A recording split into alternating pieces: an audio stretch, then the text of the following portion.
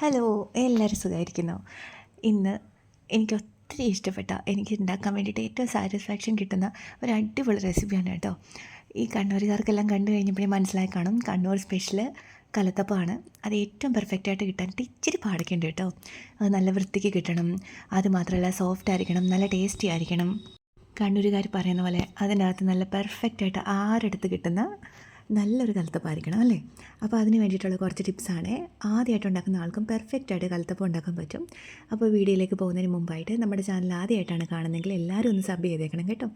അതുപോലെ നോട്ടിഫിക്കേഷൻസ് എല്ലാം കിട്ടാൻ വേണ്ടിയിട്ട് ബെല്ലൈക്കണോട് ഒന്ന് ക്ലിക്ക് ചെയ്ത് വിട്ടേക്കണേ. നമുക്കപ്പോൾ റെസിപ്പിയിലേക്ക് പോവാം. ആദ്യമായിട്ട് നമുക്ക് വേണ്ടത് പച്ചരിയാണ്. ഞാനിവിടെ 1 കപ്പ് പച്ചരി കഴുകി 4 മണിക്കൂർ കുതിർത്ത് വെള്ളമെല്ലാം മാറുന്നു പോയതാണിത്. ഒരു 2-3 മണിക്കൂറെങ്കിലും കുതിർക്കണം കേട്ടോ. അതിലേക്ക് ഫ്ലേവറിന് വേണ്ടിയിട്ട് 3 ഏലയ്ക്ക, അതിൻ്റെ കൂട്ടത്തിൽ ഒരു 1/2 ടീസ്പൂൺ നല്ല ജീരകം. ഇനി നമുക്ക് വേണ്ടത് ചോറാണ്. ഞാനൊരു 2 ടേബിൾ സ്പൂൺ ചോറ് എടുക്കുന്നുണ്ട്. ഏത് ചോറ് വേണമെങ്കിലും എടുക്കാം കേട്ടോ. മട്ടയരിയോ വെള്ള അരിയോ ഏത് വേണമെങ്കിലും എടുക്കാം. അതിനോടൊപ്പം ഈ 1 കപ്പ് അരിക്ക് 1 കപ്പ് വെള്ളം ഇത്ര കൊണ്ട് ഒഴിച്ചിട്ട് ആവശ്യത്തിന് ഉപ്പ്. ഞാനിവിടെ ഒരു 1/4 ടീസ്പൂൺ പോലെ ഇട്ടിട്ടില്ല, ഒരു 2 പിഞ്ച് എന്ന് പറയാം, 2 പിഞ്ച് ഉപ്പ് ചേർത്തിട്ടുണ്ട്. ഇതെല്ലാം കൂടി ഇട്ട് നല്ല ഫൈനായിട്ട് അരച്ചെടുക്കണം. എന്നിട്ട് നമുക്ക് അതൊരു പാത്രത്തിലേക്ക് മാറ്റി വയ്ക്കാം.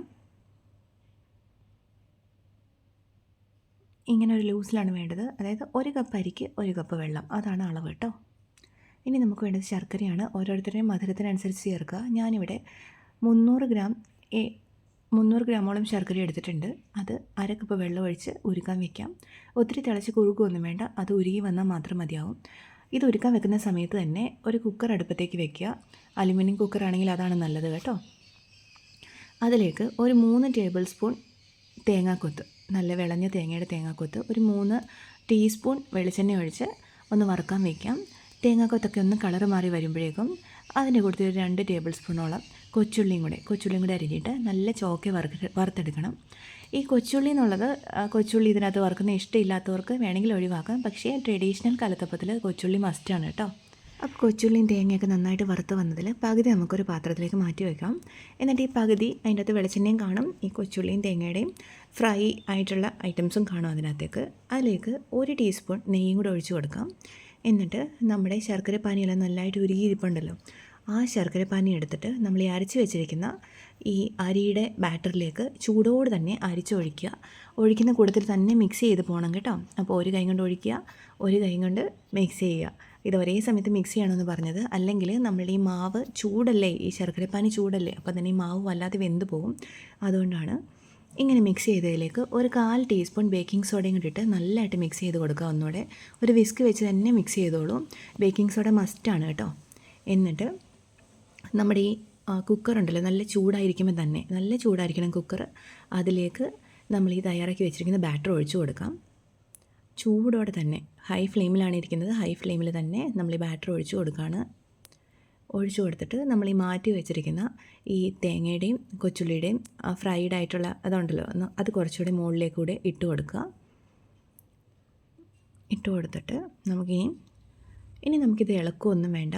ഇത് കണ്ടില്ലേ, ചെറുതായിട്ട് അന്നേരം തന്നെ ബബിൾസ് വരുന്നുണ്ട്.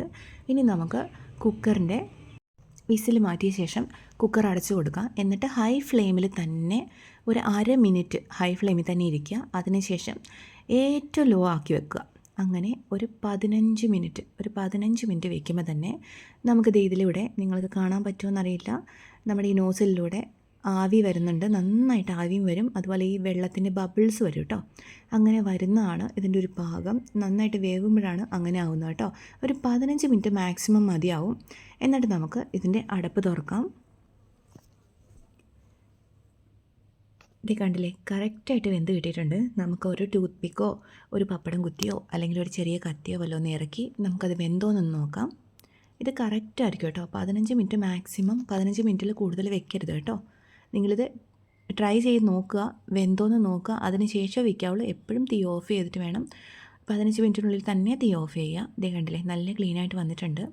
ഇനി ഇത് ഒരു 10 മിനിറ്റോളം അതിനകത്ത് തന്നെ ഇരുന്നോട്ടെ. ആ ചൂടും കൊണ്ട് ബാക്കിയും കൂടെ വെന്ത് കിട്ടും. അതിനുശേഷം നമുക്ക് ഈസി ആയിട്ട് ഡിമോൾഡ് ചെയ്തെടുക്കാം. ദേ ഇപ്പം ഞാനൊരു പാത്രത്തിലേക്ക് മാറ്റിയെടുത്തിട്ടുണ്ട്. വളരെ സോഫ്റ്റാണ് ഇത്. ഞാനിന്ന് കയ്യിൽ നിന്ന് അമ്മയ്ക്ക് പിടിക്കുകയാണെങ്കിൽ ഇത് പൊട്ടിപ്പോവും. അത്രയ്ക്ക് സോഫ്റ്റാണ്, അത്ര പെർഫെക്റ്റാണ്. കളറൊക്കെ കണ്ടില്ലേ, നല്ല മണമാണ് കേട്ടോ. വളരെ സോഫ്റ്റ് ആയിട്ടുള്ള ഒരു ട്രഡീഷണൽ കണ്ണൂരുകാരുടെ ഒരു പലഹാരമാണ്. എല്ലാവരും ട്രൈ ചെയ്ത് നോക്കുക. ഞാനിത് മുറിച്ച് കാണിക്കാം കേട്ടോ. അത് എത്ര പെർഫെക്റ്റ് ആയിട്ടാണ് വന്നിരിക്കുന്നതെന്ന് ഞാൻ കാണിച്ചു തരാം. നമ്മൾ ഈ ബേക്കിംഗ് സോഡ എൻ്റെ അടുത്ത് ചേർക്കുന്നതുകൊണ്ട് തന്നെയാണ് കേട്ടോ ഇത് നന്നായിട്ട് ഈ ആരെടുത്ത് തന്നെ കിട്ടിയിരിക്കുന്നത്. ഇപ്പോൾ മുറിച്ചത് ഈ കത്തി പോകുന്ന കണ്ടില്ലേ, നല്ല ബട്ടറിലൂടെ പോകുന്ന പോലെയാണ്, അത്രയ്ക്ക് സോഫ്റ്റാണ്. ഇപ്പം മുറിച്ച് ഇതിൻ്റെ ഉള്ളിൽ കാണിച്ചു തരാം കേട്ടോ. ഇതിപ്പോൾ ഇത്തിരി ചൂടാണ്, ഞാൻ ചൂടോടെ തന്നെ മുറിച്ചാണ്. നന്നായിട്ട് തണുത്തതിന് ശേഷം മുറിച്ചാൽ മതി കേട്ടോ, കൈയൊക്കെ പൊള്ളരുത്. ഇതേ കണ്ടില്ലേ, നല്ല പെർഫെക്റ്റ് ആയിട്ട് ഇതിങ്ങനെ ആരെടുത്തിരിക്കുന്ന കണ്ടില്ലേ, കണ്ടില്ലേ ഇങ്ങനെ ആര് നമ്മൾ ഈ തടിയുടെയൊക്കെ ആരിരിക്കത്തില്ലേ, അതുപോലെ ഇരിക്കുന്ന കണ്ടില്ലേ. ഞാനിത് നീളത്തിലുള്ളൊരു പാർട്ട് മുറിച്ച് കാണിച്ചു തരാം, അപ്പോൾ നമുക്ക് കറക്റ്റായിട്ട് മനസ്സിലാവും കേട്ടോ അതിൻ്റെ ആ ഉള്ളിൽ വന്നിരിക്കുന്ന ടെക്സ്ചർ എങ്ങനെയാണെന്ന്. ഇതേ കണ്ടില്ലേ, നല്ല പെർഫെക്റ്റായിട്ട് കിട്ടിയിട്ടുണ്ട്.